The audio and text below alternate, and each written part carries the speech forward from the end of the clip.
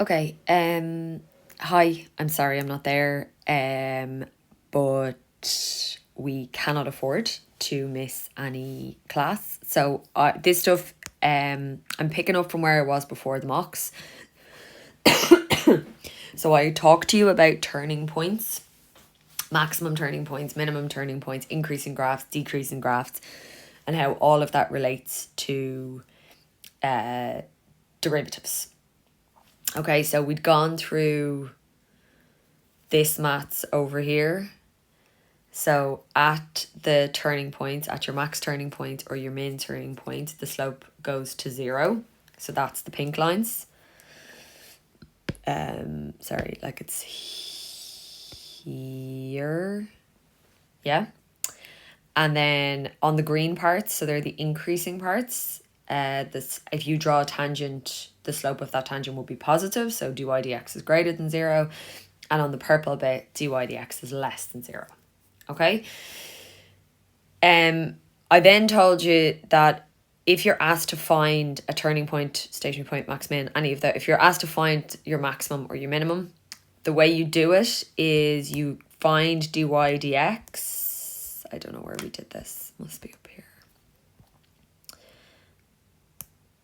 Oh, here. Yeah. So over here, you find dy dx. You let dy dx equal 0 and you solve the problem. And then what you have to do over here is you have to do the verification stage. And we said if the second derivative was greater than 0, you had a minimum. And if the second derivative was less than 0, you had a maximum. Okay, so I just made some graphs. The actual graph is there if you go through the link, so you can kind of play around with it. But I just took a screenshot of it. So if you look, right, the original graph, I think I can write on this now. The original graph is this one up here and it's cubic. So like this is it here. So that's your cubic graph, right?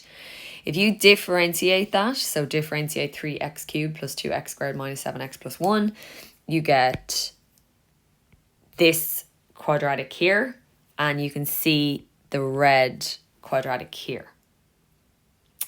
Yeah? Now, I've dropped in these two green lines here, these ones, equation 1, equation 2. So I just want you to note that, oh, I don't know what I did there. Sorry. So the black dots I've just put in are the roots of the quadratic. So where the quadratic crosses the x-axis. Yeah. And notice that they also line up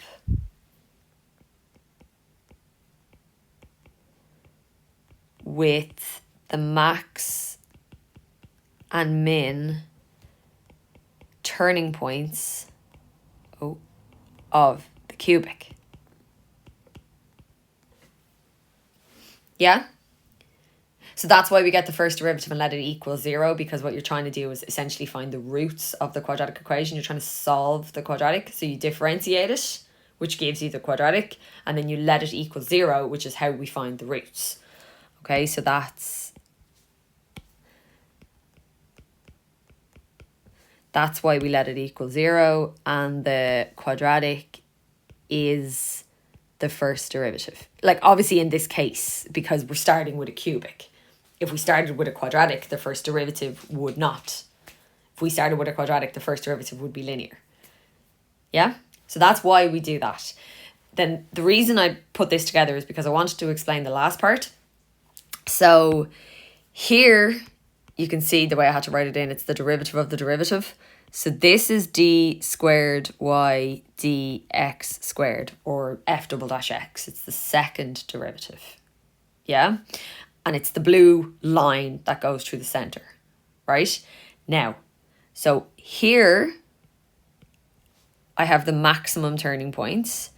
That lines up with one of the roots of the quadratic. And look, if you follow it down to where the blue line crosses, notice that it's negative.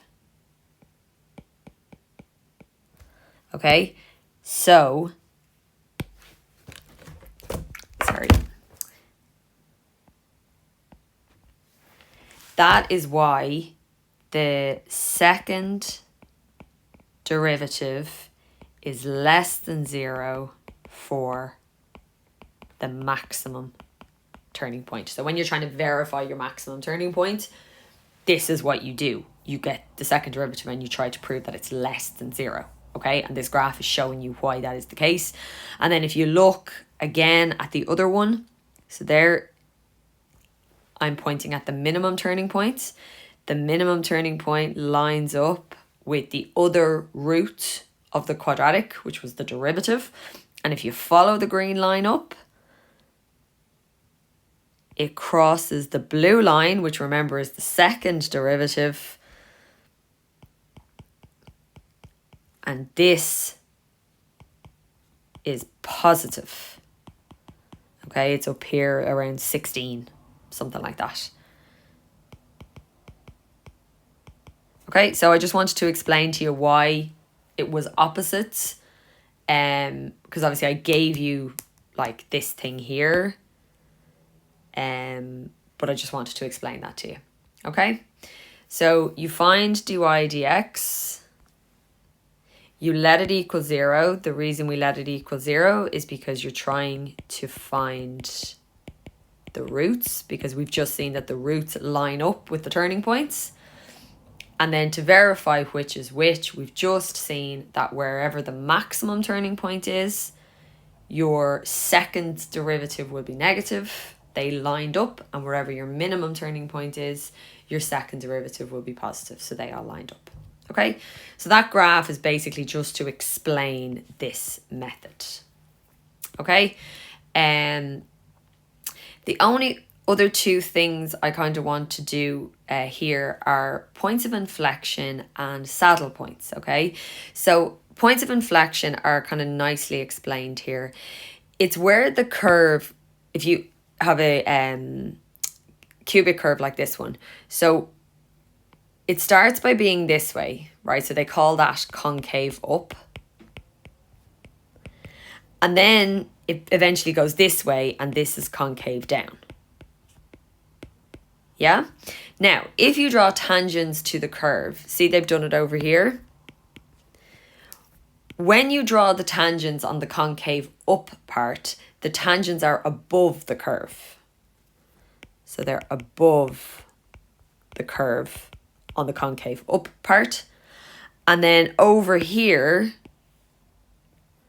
on the concave down, the tangents are below the curve.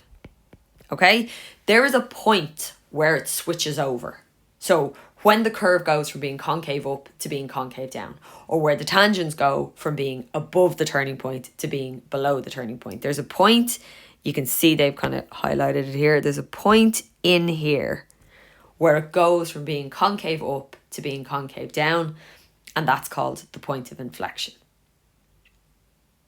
Okay, now for the point of inflection, again, I have some graphs drawn here. So it says here that the second derivative is 0 at the point. Okay, so let me try and show you this point of inflection. Okay, so I've lots, again, you can play around with this as well. So again, I have now I can't write on this because I haven't snipped it, but I have a cubic graph, which is the green one. And what I've done then is the orange line is the tangent through the saddle point. Yeah, so we can see that has a slope, right? It's not 0. So, and you can see that on the, we know that it's going through the saddle point because the right hand side of it is above the curve and the left hand side of it is below the curve. Okay, so that's exactly through the point of inflection.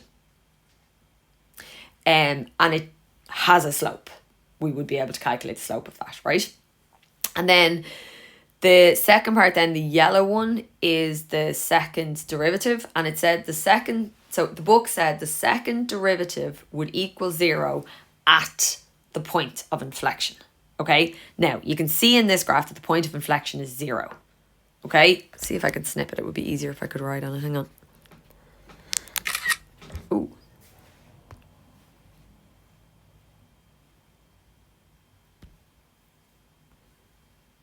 Okay, so I'm going to try and put this in.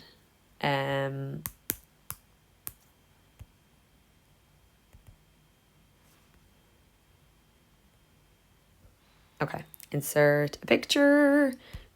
75 pictures of my broken foot. Done. Okay, so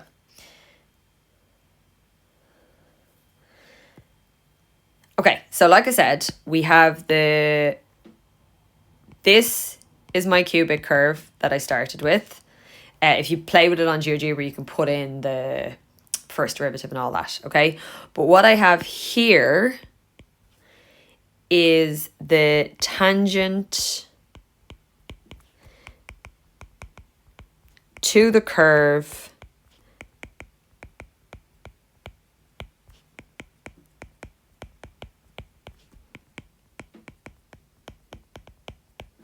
through the point of inflection. The equation of that tangent is, I'm getting this from over here. So the equation of that tangent would be the first derivative, and the first derivative is 3x squared minus 3. Yeah, and if we were to do that at, if we were to do that at x equal to 0, which is where it's at, we would get 3 times 0 squared minus 3. So we would get minus 3. We would get a slope of minus 3. Yeah, so that's the slope of that tangent. Okay, and that's specifically the tangent that goes through the point of inflection. And like I was saying when I couldn't actually highlight it, this part of it is above the curve, and then this part of it down here is below the curve. And that's how you know it's going straight through the point of inflection. Yeah? So then what I have is the second derivative, which is this. So this is d squared y dx squared, or f double dash x. And this is actually how we find a point of inflection. So f double dash x should equal 0 at the point of inflection. Okay, so let's see, does it work? So f double dash x, again, I can get it over here, or I can just differentiate myself, is 6x.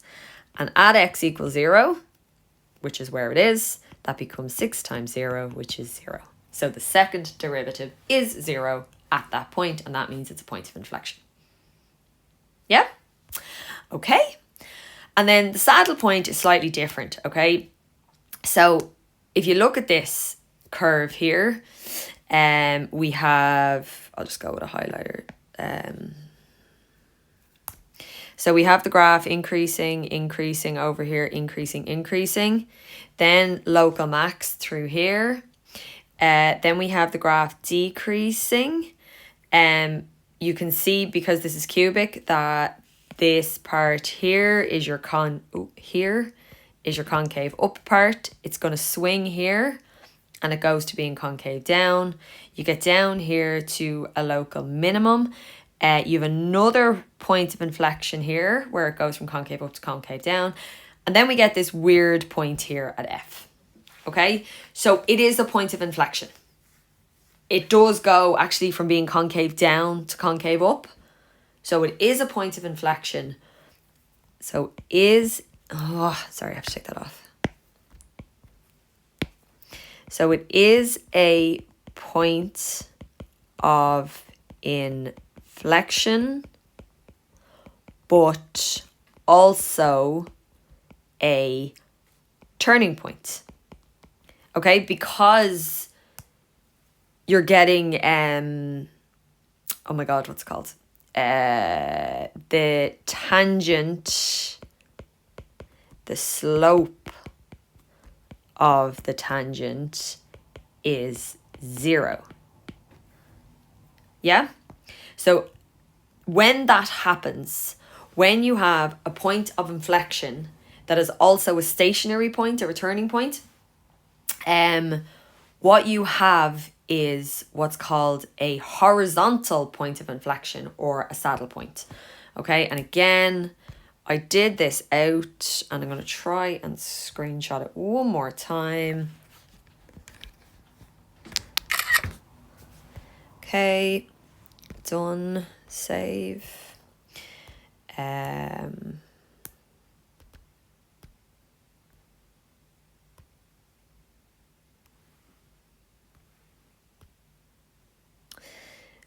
Pictures, this one, done. Okay, and same thing, I'll make it a bit bigger. I'll try and move it a little bit. Okay, and just make it a little bit bigger again. Right. So we can see here that, again, we have a cubic function, but this time the cubic function is x cubed. The first derivative, so f dash x is going to be 3x squared. So I can get that either by just taking it from here or by differentiating my original function. Either way, that's what it is. At x equal to 0, I get 3 times 0 squared, which is 0. Okay, so the first derivative equals 0. So that means we have a stationary point.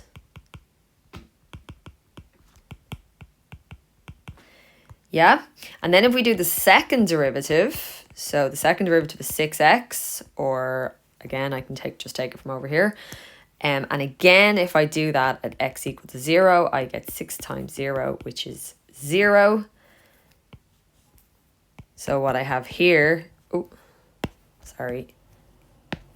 is that the second derivative equals 0. So that means it is a, it is a point of inflection. And then when you have both, when it is a stationary point and a point of inflection, it's called a horizontal point of inflection. And the other name for that is a saddle point.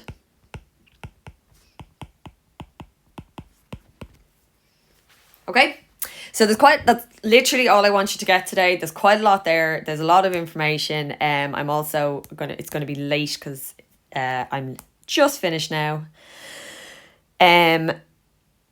But I would love you to try even one question, just see how it goes. I think I might just pick at random. Prefer if it had numbers though.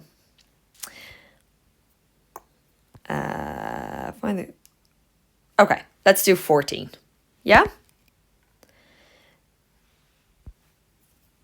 So 14 is going to be a question that I want you to try, and then we'll correct it. And please, all those notes from above, please make sure you take them down. All right? Okay, thanks. Sorry it's late.